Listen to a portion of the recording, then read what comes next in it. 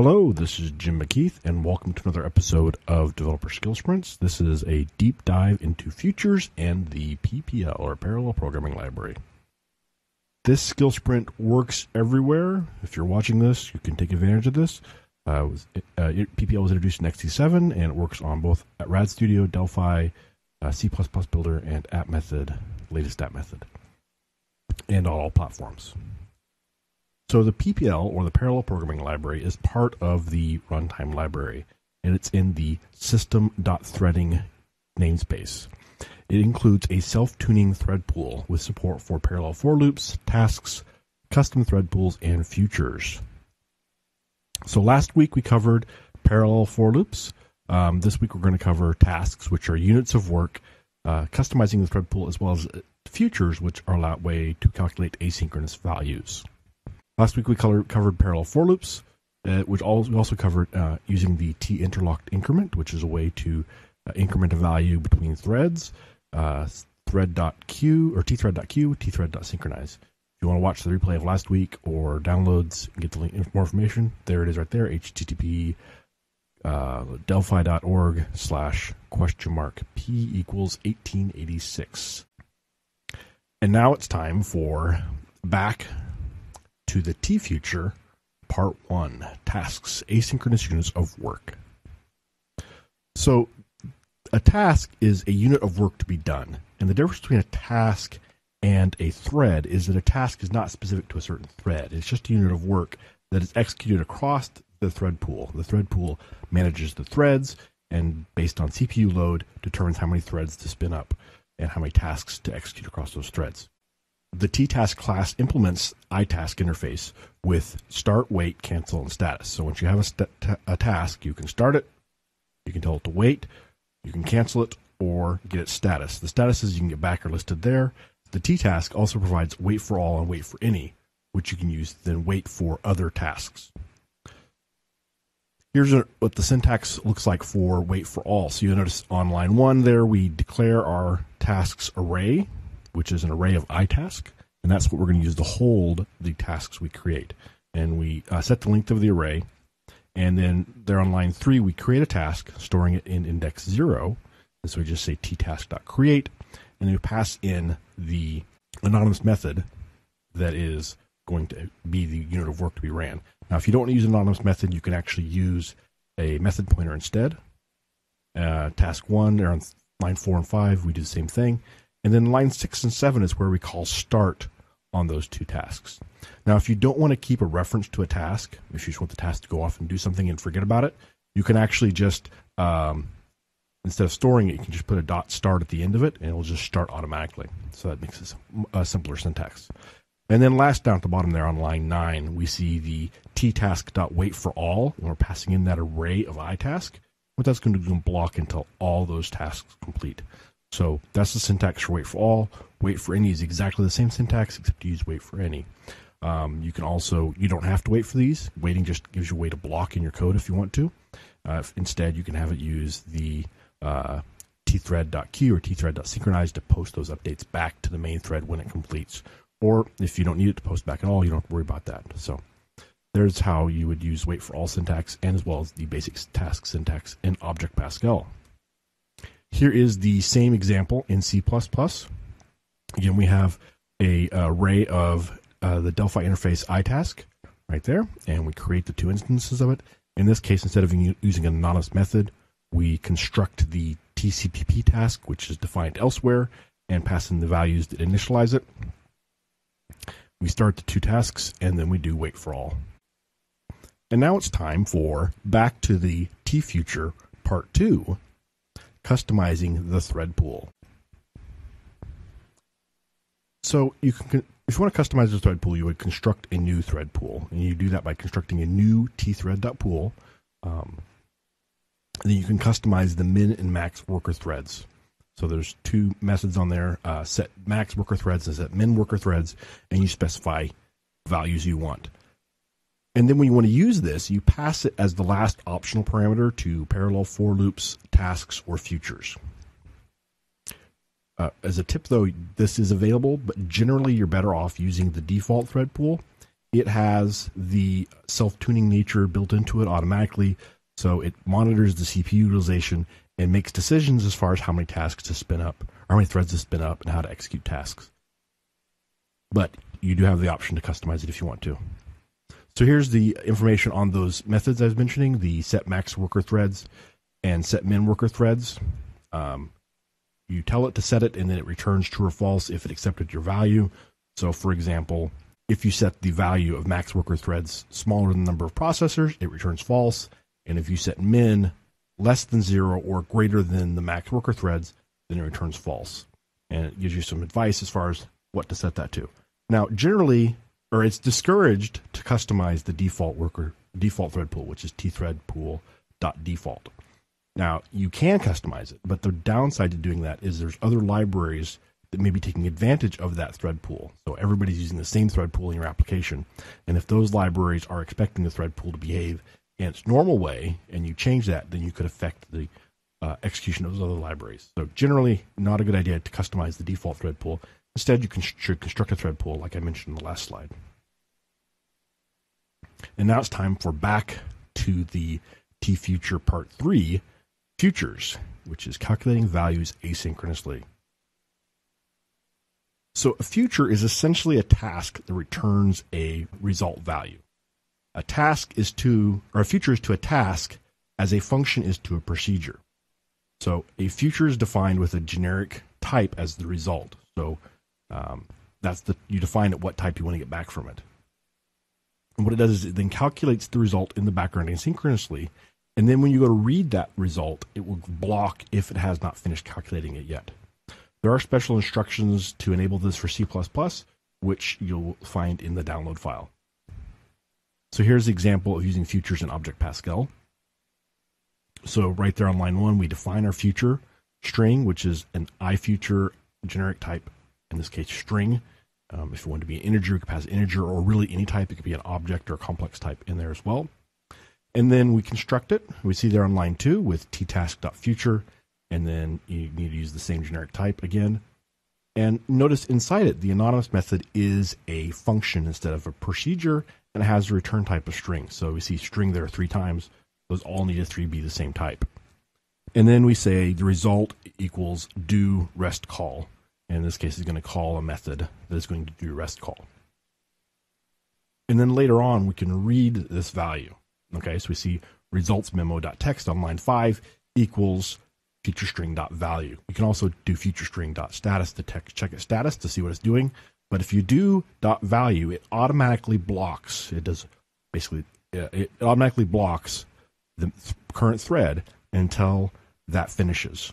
So anytime you're wanting to post data back and forth between threads or between tasks, you're better off using a future. So if you're going to do a unit of work and have it finish and then with the result set, that's what futures are for.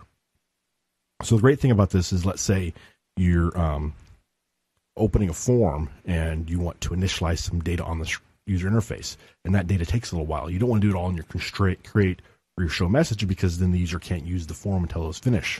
So what you can do is then spawn off these futures, and then later when you want to read those values, you can then read the values back out of it and display it to the user. So now here's a demonstration of tasks and futures. This is a little demo application I've created here that shows the different ways you could do the same sort of operation and how it behaves in your application and how the code works. So what it's going to do is it's going to take advantage of the REST components to make a call to the Discogs API to look up some artist information. Let me run this first. This is a multi-device application, works across all devices, or they can use the same code in a VCL application. So first thing I'm going to do is the traditional blocking call. So the status part at the top is moving to show you that the AI is just still responsive. But maybe a little choppy because of the video, but it is smoothly scrolling. So I'm going to hit the blocking button, which is going to make a blocking call to that API. We see that status bar stops moving. Okay, so during that time, the UI is not responsive because everything stopped, blocked, waiting on that particular call. So this same code will work across databases, or maybe database operations or disk operations that are slow, or anything that's a slow operation. So I'm going to show you how it works with a task. So execute the task. Notice the status bar still moving, progress bar still moving, and it completed. Also, notice over here it shows you the task status. So task is running and task completed.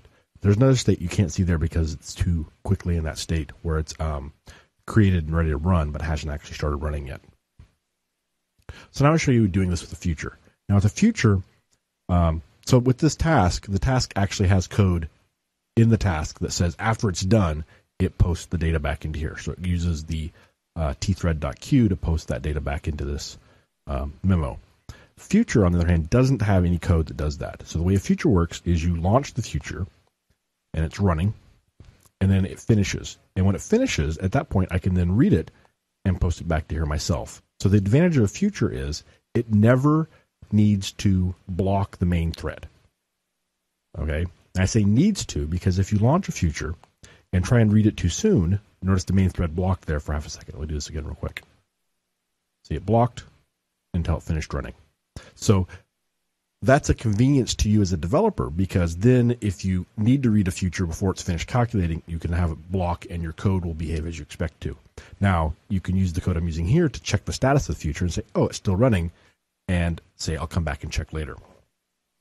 And then we also have code in here to block or to cancel it. So I'll show you how. I'll just show you canceling the task.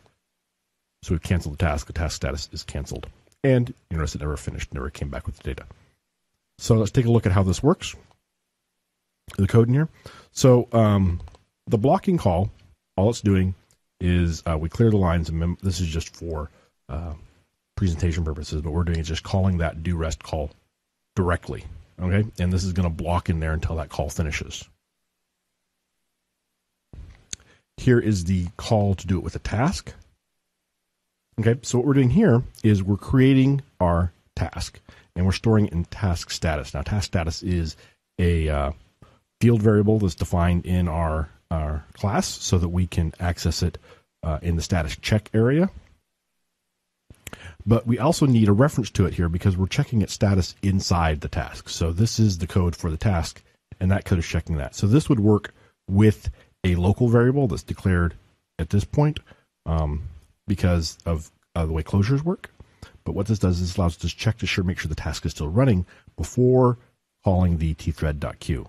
So when you're doing work, you want to check your task status of the task that you're in so that you know if you've been canceled or not. So then if it is still running, then we queue up a message back to the current thread, and we check to see if memo results is assigned. Now, the reason you want to do this is because the UI could get closed, and it would then free memo results while this thread is still running in the background. And so if memo results is not assigned anymore, then this would generate an exception. So again, you want to make sure that you check to make sure that's not assigned, or that's still assigned before assigning values back to it. Okay, then we just update this task status and start the task. Okay, now let's do the future, the way the future syntax works. So in here, we construct our future.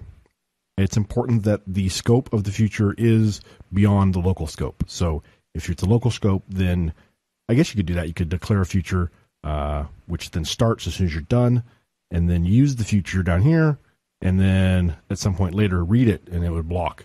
So it could allow you maybe to calculate multiple things simultaneously, for example.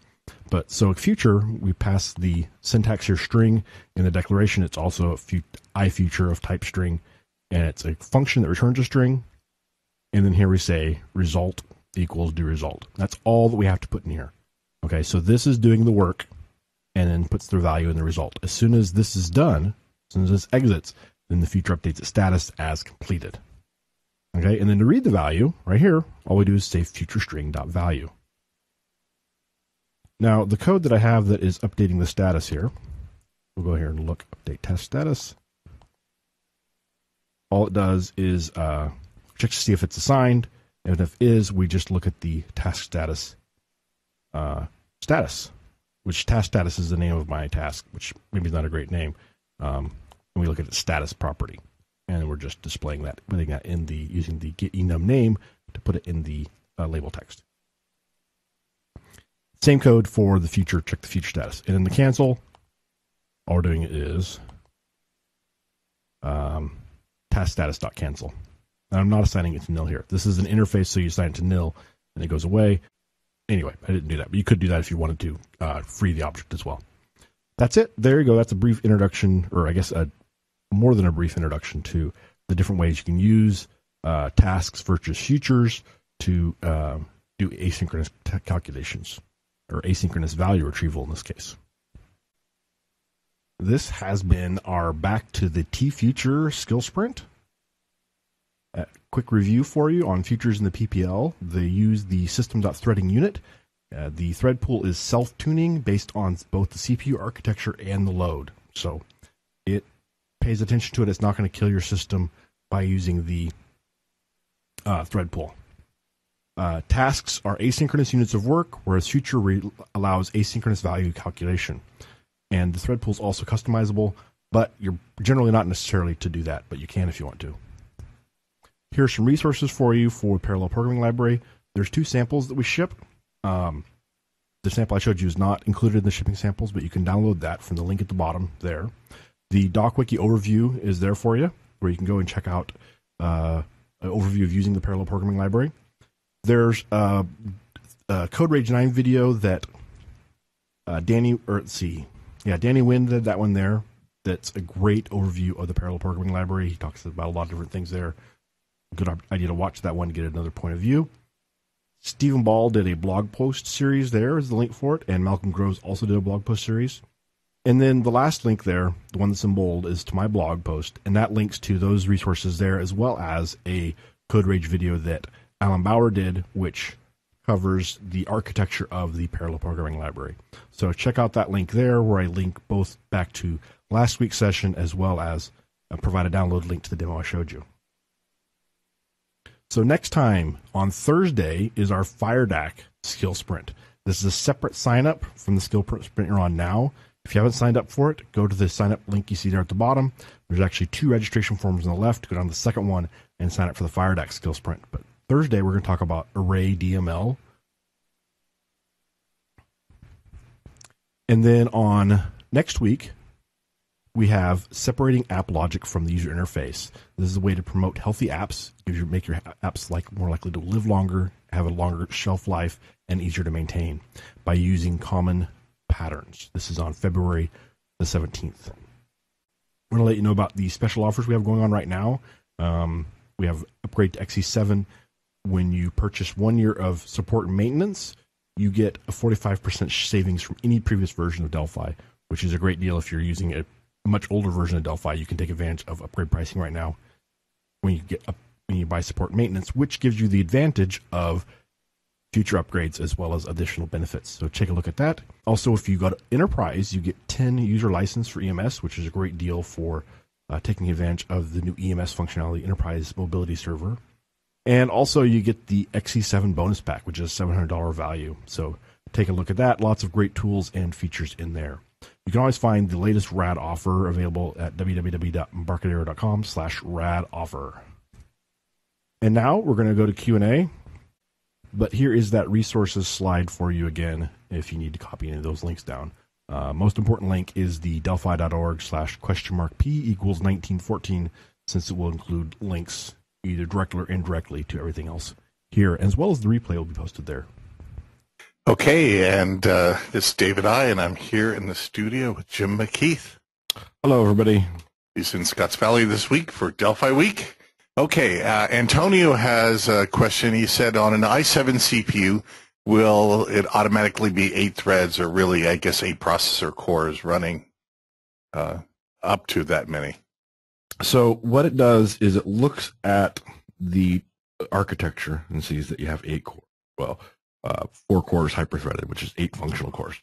And then it actually does, when it creates the thread pool, it creates it, and I can't remember what the numbers are, but one of those links, the Stephen Ball has a link where he shows how it creates the thread pool and how it initializes it and what it sets the min and the max to. So the min and the max are not going to be, it's not going to be 8, it's going to be more than 8 because the thread pool, the idea is that some of your tasks may not be fully utilizing the CPU, and if they're not, then it will spin up more. So the way the thread pool works is it doesn't just create one task or one thread per core. It creates more threads, and then it only activates the threads as long as there's CPU unutilized. So if your CPU is being completely utilized, it may not even spin up all those threads, one for each core. But if it's less utilized, the more threads it'll spin up. So it's self-optimizing, self-tuning. It monitors the CPU utilization and will spin up and spin down threads as necessary in order to keep the system responsive. And you can also create your own custom thread pool. Right. So you can customize your thread pool, which, as I showed there, the most likely you're not going to need to, because it does self-optimize, and there's some additional overhead of running your own separate thread pool. So it may not give you a boost in performance. You're maybe better off just using the default thread pool. So it's one of those things.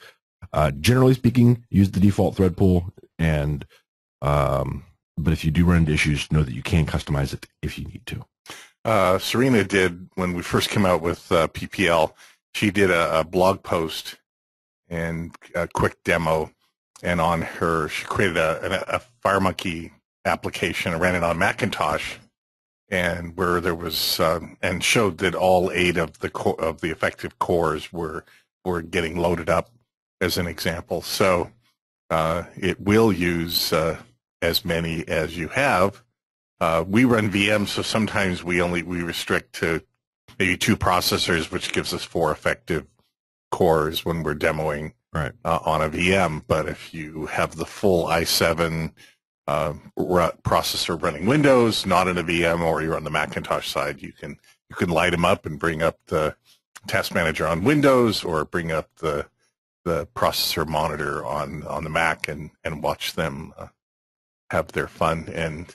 And depending on the computer you have, you might also hear the fan go on. That's a classic example. Yeah. One thing about the features and the tasks is it, yes, you're able to take more advantage of the multiple cores for faster overall performance, but it also creates more responsive apps. I think that's probably the main benefit, is that you're able to have more responsive apps. Let's see. Giuseppe is asking, he's currently creating an Android program with threads for download, image for REST server, for popular list view, and so on. Has a problem, refresh image and list view from the thread. How can we resolve this problem? So I guess he's uploading he's adding to the list view over time. The list view should just get populated as the threads populate. So if you're doing your own tasks that are uploading, so if you're spawning off tasks that go and download the image and add it to the list view, then you need to make sure you're using TThread.Queue inside the task to post the data back to the list view. If you try and access list view directly, you are going to end up with issues where race conditions and stuff like that, because you can't access the UI from the non-UI thread.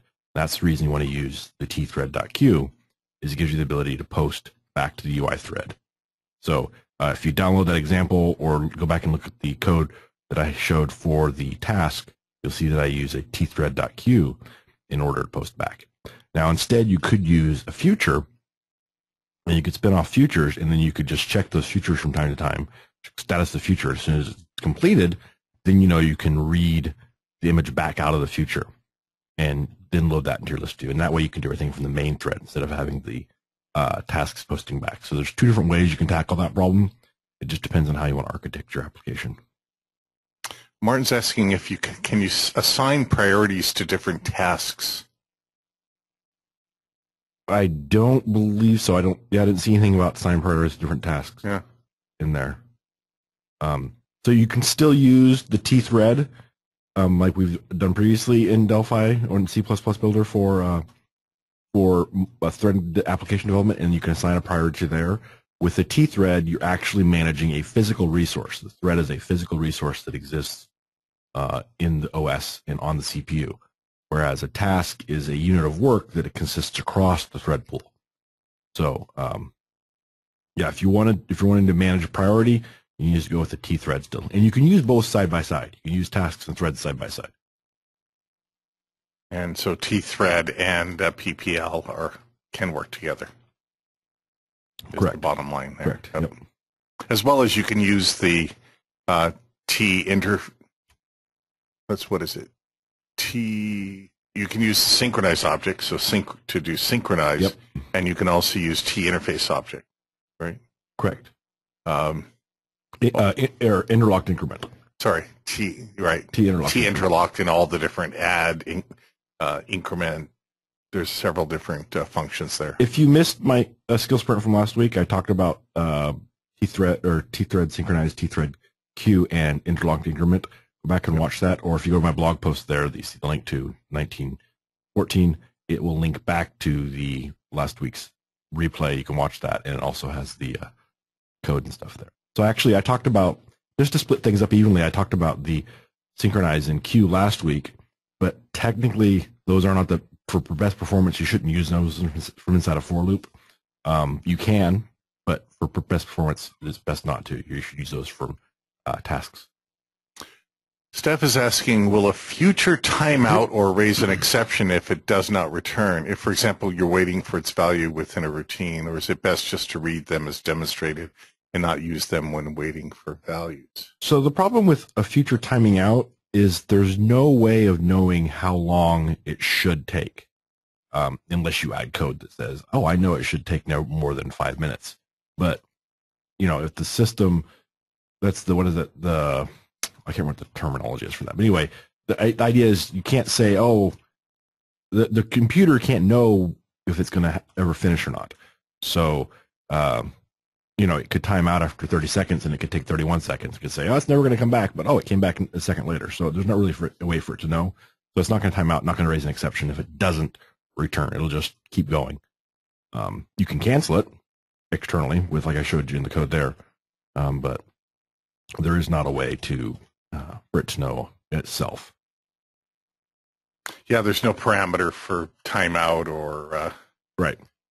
Maybe that's something to suggest to Alan as an optional parameter, saying, hey, this feature should, in normal operations, should come back within a second. But for example, if you have a long-running query that's going to set a future value when it completes, that long-running query could be 20 minutes. And as long as your application is doing other things, until it needs that, maybe a sum count, for example, of a SQL select with a very complex where clause. Yeah. I think the problem with putting a timeout in it is you're dealing with scarce resources. So if it's the database you're waiting on, then say, okay, well, this SQL query should complete in 20 seconds if nobody else is doing anything in the database. Well, if the database is really busy, well, that 20 seconds become a minute. So you don't really know. You cancel it and say, well, I'm tired of waiting. And that could be the purpose of a timeout, to say, if it takes longer than 20 minutes or 20 seconds, I don't care, even if it's going to take 21 seconds. Chris is asking, is using this recommended on a mobile device? I've heard it's best to keep the CPU-heavy activities to a minimum, keep battery life and heat usage low. Yes, using tasks and features is definitely recommended on a mobile device. You should especially be using this on a mobile device, because if you're not using tasks and features on a mobile device, then you're doing everything in the UI thread. And if you're doing network activity or something like that on the UI thread, that's going to it'll result in the UI pausing, which could result in the OS saying, hey, this app's not responding, or the user saying, hey, is this not working? And they're tapping on the screen, and they'll get frustrated. And the problem with mobile devices is people throw them and they break.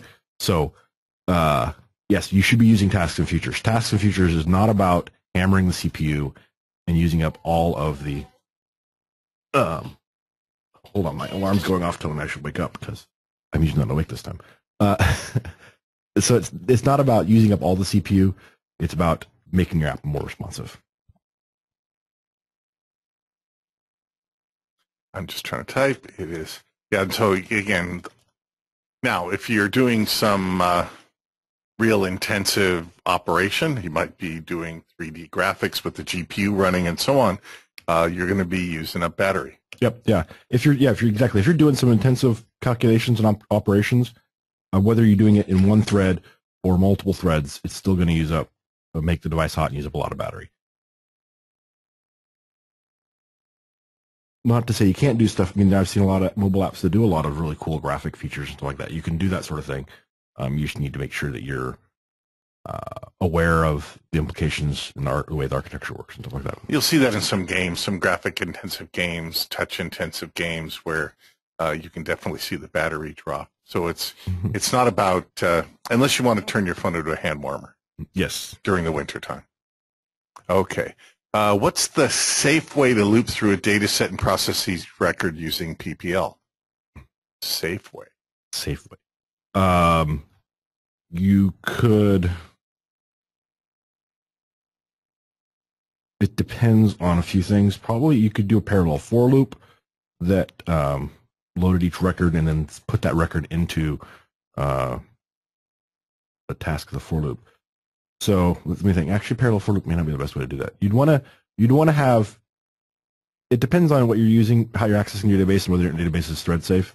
But you would probably want to have the UI. Let me think. I don't know if I can give a general best practice for this. If you do go to Danny Wynn, the link I have there for Danny Wynn's Code Rage 9 video, he has a download link. In his video, he shows accessing a database via and using the tasks to access the database. So you can check out that code there on how he does that, which may be a good way to do that. I think he does use the TThread.synchronize and later said that TThread.Queue would be better. But beyond that, that's probably a good place to start. Yeah. For sure. I don't know about, thread per row. For me, doing the SQL select, which might take some time in a separate task. Right. And so when it completes, you've got the data, and then process however you want through the row set that comes back. That way your app user interface is responsive. You could be doing other things or updating the user about, hey, the query is still running. At least the user interface is responsive to doing things. Maybe there's some other things you can do architecturally in your application while the query is running. If it's or calling a store procedure that's going to return some result set, for example. Yeah, but it really depends on your specific situation. But yeah, you definitely want to have the query that's accessing the data in a task, so it's not in the UI thread, so you're not pausing the UI. And like David said, so you can let the user know it's still running. But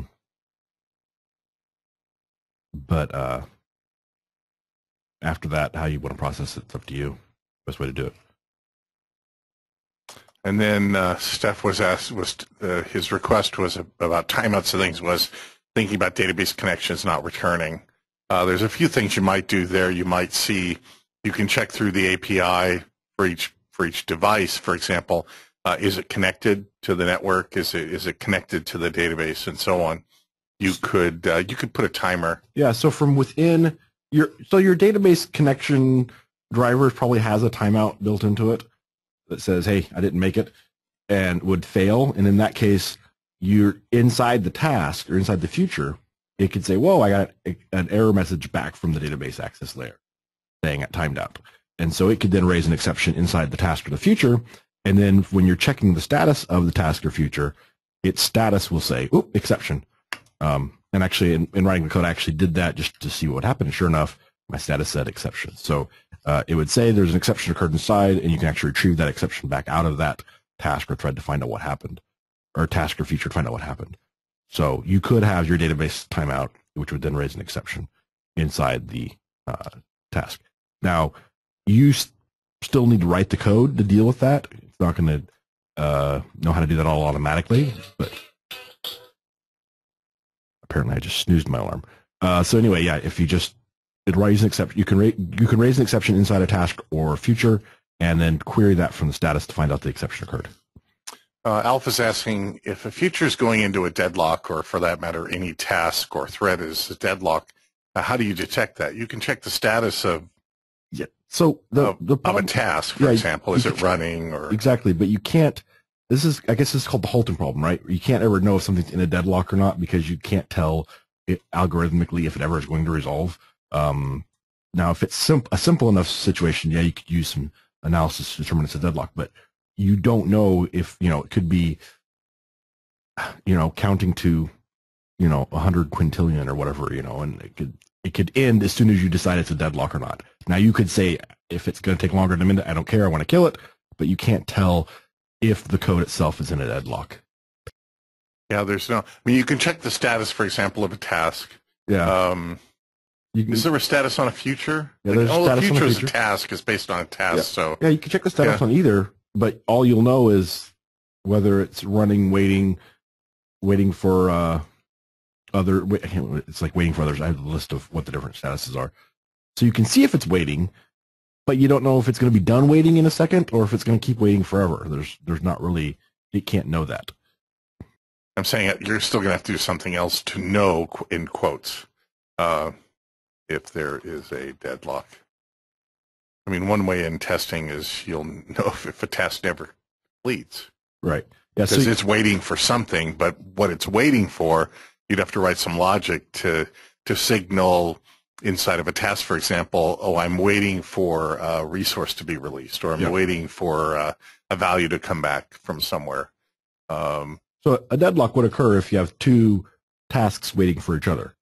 Right. Right. That's the most common situation. So you as the developer, if you run your application and know all these tasks shouldn't take no more than a second to run, and all of a sudden you run it and it's taking more than a second, well, then you're a pretty good indication there's a deadlock there. And you look and say, oh, duh, I made this task wait for that task, and that task is waiting for the other task, and so they're waiting for each other. This is the reason why we have jobs as developers. It's because computers are not smart, they're just fast. We're the ones that are smart. We tell them what to do, and they do exactly what we tell them, which unfortunately is not always what we want them to do. Yeah, Alf is saying, for example, you might have database access that have to wait for each other to complete and use a future, but how to synchronize them using signaling. Some mechanism. You could have global Boolean. You have other task flags. Whatever tricks you want to use, there's many different ways to keep track of tasks by putting logic into each task that tell everybody about what's going on. But again, it's ultimately up to you. Yep. You have to write the code. There's nothing that's built in automatically. Mm-hmm. I mean, so the parallel programming library is huge, in my opinion, huge leaps and bounds improvements over doing TThread on your own previously, just because it's self-tuning. You can create these tasks and put them in the pool, and the pool then execute them and give them back to you and manage all that for you. And with the TThread, synchronized TThread Queue is really easy to pass data back and forth, and the futures are incredibly useful because you don't have to do that. You just, when it finishes, you just read the data back out of it. So it doesn't have to have any. With the future, I don't think you're going to really hard pressed to get yourself in a deadlock condition because it doesn't have to have any code that posts to other threads because of the way the nature of the future. Raina's asking an unrelated question. How'd you get those purple brackets to show up around your begin in and the code editor? I think he's talking about Castelia, right? Yeah, I believe that's Castelia, exactly. Okay. So that's part of the RAD bonus pack right now. Castelia for Delphi, yeah. So if you have XE7, you can go to the Register User download page and download Castelia. And actually, it's got so many cool features. The new update to it, have you seen that, David? How if you stop on a breakpoint, it adds in the code window all the values of your local variables. It's so cool. It's you have to see it to believe it, and you don't have to mouse over and inspect things. It just writes. It looks like it's like this light gray text shows up in the code editor that has the value of all your variables in it, so you can just look at the screen and see everything. It's a thing of beauty. I really enjoy it. Martin's just saying thread safety is a matter of context and degree. Some code is safe only in the presence of a single thread. Much code is only safe with zero threads. Zero threads, that's right. With a smiley. That's a good one. Yep. Yep. Let's see. Does the ID show a task status of all tasks defined in the app that can be used as a debug tool? The ID doesn't do it automatically. You could add, I haven't tried it, but you could add watch variables for each task status. Yeah, you could. You could do that. You could inspect the task status. There's thread views. I was going to say there's thread views as well. Yeah. But the thread pool, so a task runs inside a thread pool. So it may or may not be running on one individual thread. So, well, I guess it is. I believe it is. Yeah. Once your task is launched, it's launched stays on the same thread. But you don't necessarily know which thread it's on. You'd have to look further, but you could definitely you could use the ID to inspect the status of each task, though, which is a good argument for keeping a reference to your tasks. Well, yeah, or an array of tasks, for example, array of iTests. But the ID debugger has watch windows, it has thread, it knows about threads and so on. Exactly. So you have that. There's nothing, we don't have a PPL debug view, for example. That might be an interesting That would be interesting plug-in maybe for someone to think about. So Al pointed out that no thread, if you had 0 threads in a program, it wouldn't run. I don't know, console app? It has a thread. Yeah. So Dan's asking, says the variable reveal feature that I was talking about in Castelia, is that in the November 2014 version? I think XE7 originally had an earlier version. It's not in the original one that came out with XE7. It's in the later one, which I believe is November 2014, because I forgot to update it, and then when I updated it, and I saw that, I was like, oh my goodness, this is so amazing. So yeah. Originally in September, it was the 2014.9 version, and I had the same thing. I had the one from when we went on the tour in September, and now the bonus pack, you can just go to your register user download, uninstall the .9 and install the 2014.11. Yeah. And there's other things and some fixes that were put in as well. And it works with XE7 and XE7 Update 1. Yep. Yeah. All right, everyone, we're past the time for skill sprints. I just want to thank Jim for yet another great PPL skill sprint. I'll get this one up. Last week's is up on the YouTube playlist for skill sprints. I put it up yesterday. Yes. And so you can go to the Embarcadero TechNet YouTube channel. So go to youtube.com. Embarcadero TechNet is the Embarcadero channel, or just search for Embarcadero TechNet or Embarcadero on YouTube. You'll see a skill sprints playlist, and you can watch Jim's PPL talk from last Tuesday. I'll get this one up at the end of, well, the day, or maybe sometime tomorrow, because of Delphi week going on each week, and each day. And that link there, the Delphi.org, has the slides, and it has a link to last week's playlist or replay as well, so you can go watch it from there as well. And so again, everything is on the blog post, which is the link that's on the screen for you. And I'm playing with C++ Futures sample. There's a few header file changes that I have to make that I'm verifying with the C++ team, and we'll figure that one out and get that. I'll get that back to Jim. I have the code up there that I sent you. It's already up for download. Yeah, but yeah, there's there's changes to the threading HPP file for all 4 platforms, or whichever platforms you're targeting. So you have to do it to Win, iOS, Android, and OS X or OS 10 versions of the HPP file. That's probably what I did wrong. I probably modified the wrong HPP. Depending on the target, yeah. So there's 4 of them. They're in the subdirectory. So if you go to the Embarcadero Studio 15.0 include subdirectory, and then go into Win, iOS, OS X, and Android are the 4 include subdirectories, where you'll find system.threading.hpp. and make those header file changes in all 4. Best to copy the header file first and save it as a backup just in case. Dante asks, how is the performance of task and feature on Android? It could have been the answer of any platform as well. Same library, basically. So it's good. So what I would suggest you do is, so most Android devices are multi-core anymore. They do have 2 cores. It's very common. I guess, well, maybe most might be not true, but a lot of them are multi-core.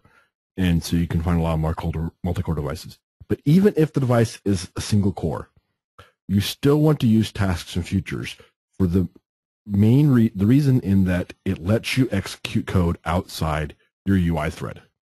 And by executing code outside your UI thread, it makes your UI responsive. So even if you have a single core Android device or iOS device or desktop, the CPU is constantly switching between threads.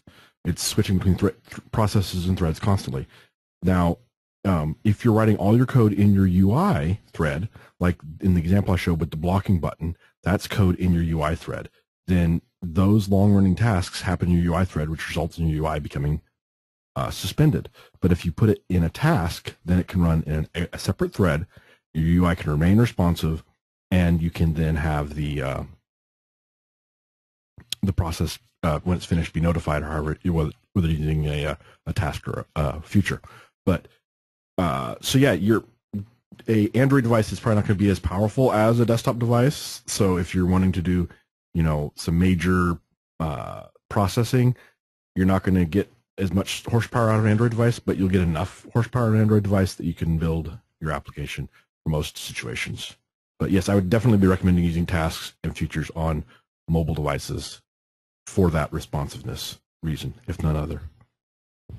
Okay, and then Helge is asking about the examples, and again, go to use that link, Delphi.org. Go ahead, Jim. Yep, exactly. Go to that link there.